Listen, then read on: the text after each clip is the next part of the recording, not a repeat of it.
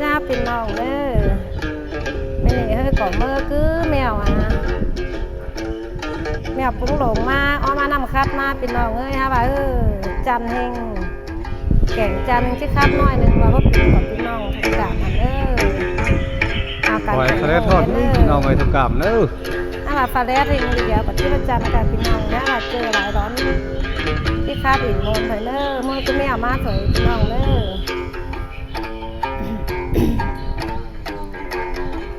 เนิน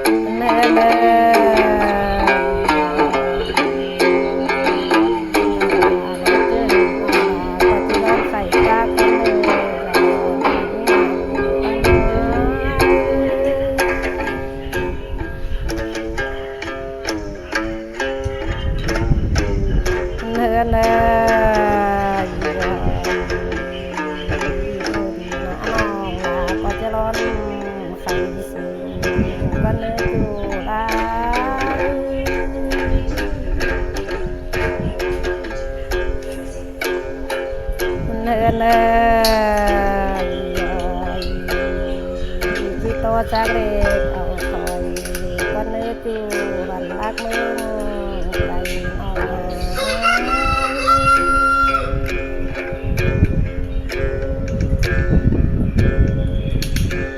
เอาที่โตกอดตามือที่ประชุมใจเราเน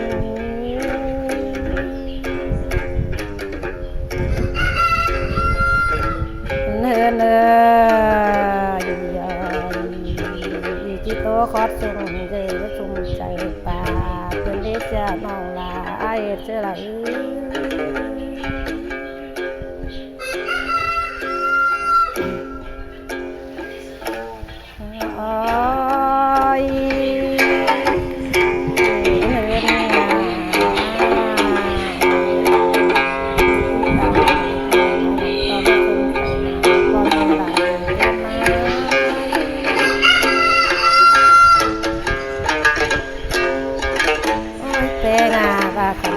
รถปี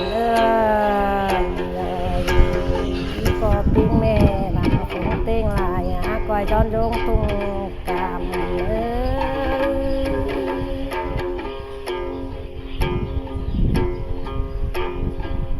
นื้อบ้านน้อยก็ปิ้งเต้งไปไต่ต่อเฮือจะรอน้อยงานปันนา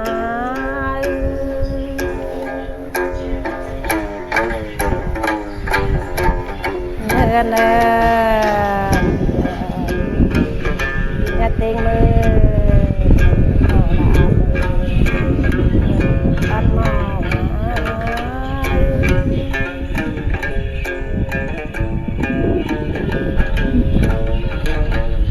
เต็งจองอะไรจิเต็งเดเต็งเต็งไปตั้งเพื่อสอนบ้านเลย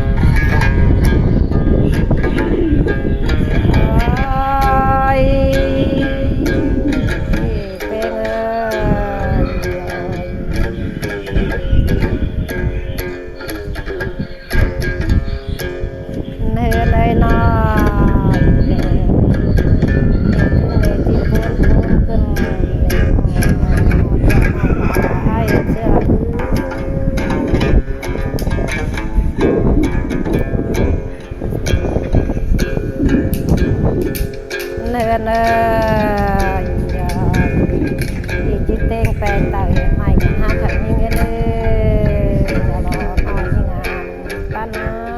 ย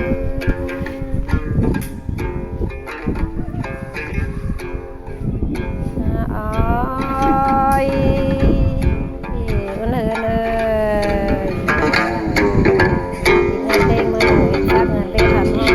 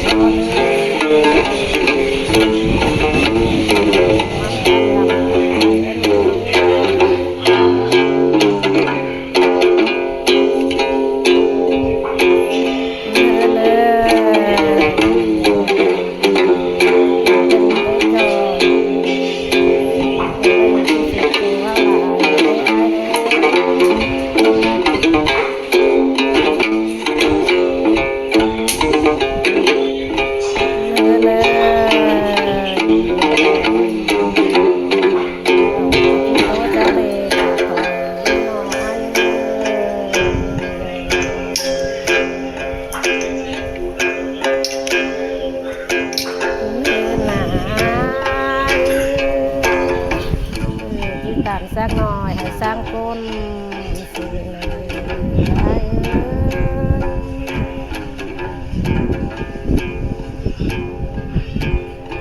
เนื้อเลยต่างตอนนี้มันสร้างสิ่งโอนมาดิรอหน่อยกัน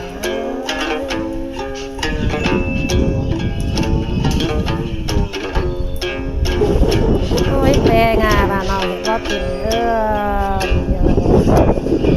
ไปเอากันย่างดงตรงกามมาน้องไม่อายเลย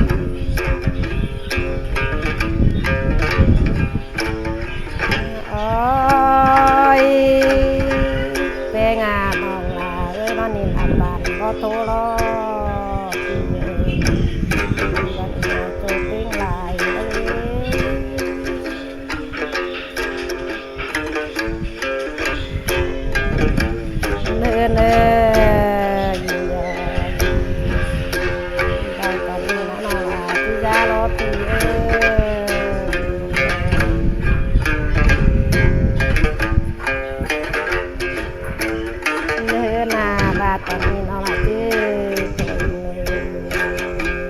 ปีอานามไหลหนูแต่ขึ้นเต้าขึ้นในน้องอ้าย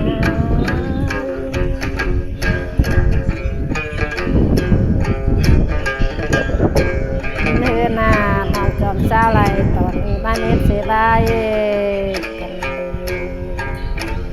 ยเพลงพูดไหน